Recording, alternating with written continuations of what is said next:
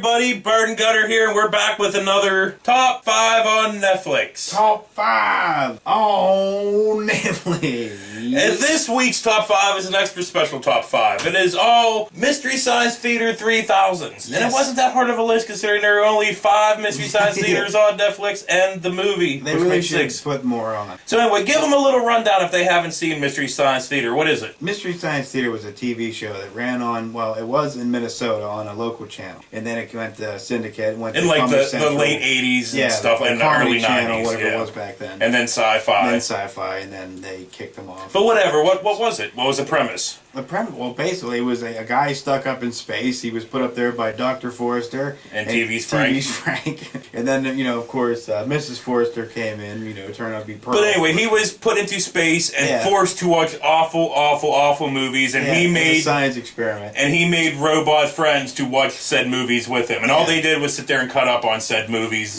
while watching absolutely them. Hilarious.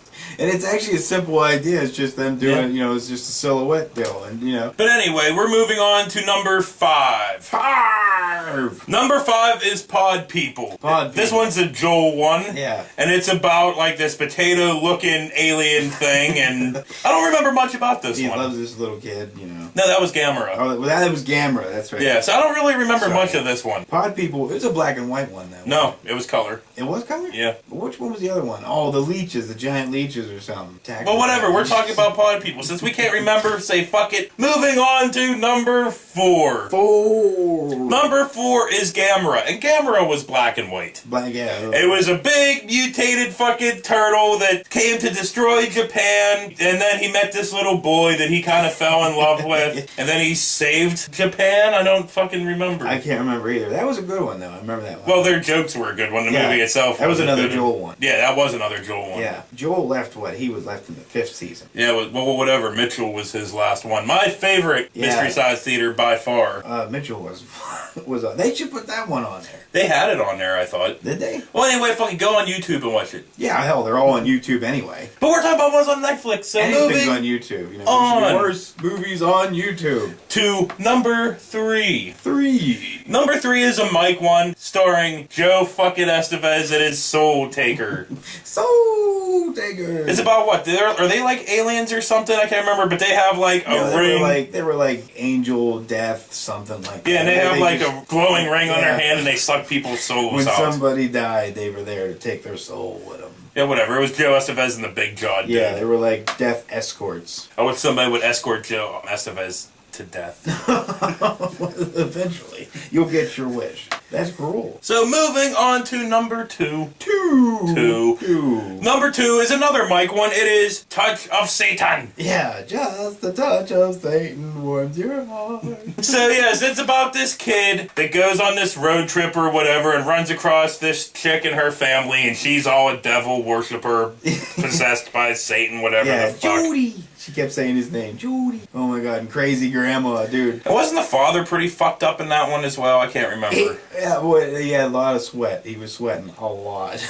He's like, Tabio! But dude, the grandma, dude, when he came out, Judy came out of the fucking, out of his bedroom. That light bulb, he's like, Gah! Where'd you get the 590 watt light bulb? That whole movie was hilarious. Like, in the very beginning, you see like transitions. It goes in like into the dining room scene where they're sitting there and they're all laughing. And he's like, and then he died. I can't remember what she was to get up from the table, but she was like, I'll get more fresh blood. Those guys were hilarious, man. I mean, talk about dedication. Sitting there, watching this movie, stopping it, rewinding it, writing the joke down. And there was like, what, 800 jokes? Yeah, whatever. Moving on to number 1.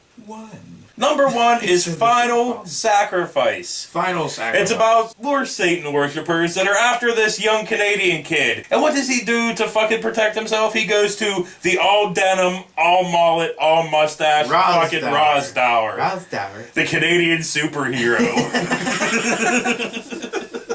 I just saw an interview with him not too long ago.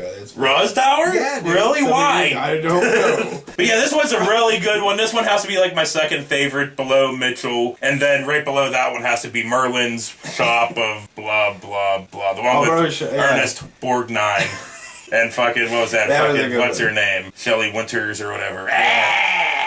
Dude, I loved Rosdower. That whole thing was great, man. The music was awesome. You know, the jokes were great. And if I said or not, this one was a Mike one. Yeah, it was a Mike one. Yeah, this one was a good one. So, that was our top 5 Mystery Science Theaters on Netflix. Yes, if you're not satisfied with just the ones on Netflix, like we said, there on are YouTube. A ton on you. Pretty much all of them are on YouTube. You know, really, honestly, you don't even have to watch the whole thing because a lot of people have cut together the best jokes from each one. There's always, there's the best of. But I mean, if you want to really enjoy it, watch the whole thing. Yeah. You know, it is about as long as the movie probably would be. You know, there are parts they cut out. Yeah, and you know what? If you want even more Mystery Science Theater, Riff Tracks, and Cinematic Titanic, go back further down our videos and check out our interview with Trace Ballou and fucking Mike J. Nelson. Yeah, there's Riff Tracks, but Cinematic Titanic, unfortunately, has stopped touring. Yeah. So, I don't know if that's going to pick back up. But whatever, check out our interview with him anyway. Yeah, check out our interview. But, rifftracks.com. And if you get a chance to go to a live show of Riff Tracks, it's really good. Go to a live show. We went and saw them when they did Birdemic. Oh my god. I laughed so hard I was crying. I was like rolling down. I was laughing that hard. So for Bird and Gutter, we'll see you next week. On Top 5 on Netflix. Well everybody, Bird and Gutter here, and we're back with another fuck. You wanna turn that light on? We're back with another fuck.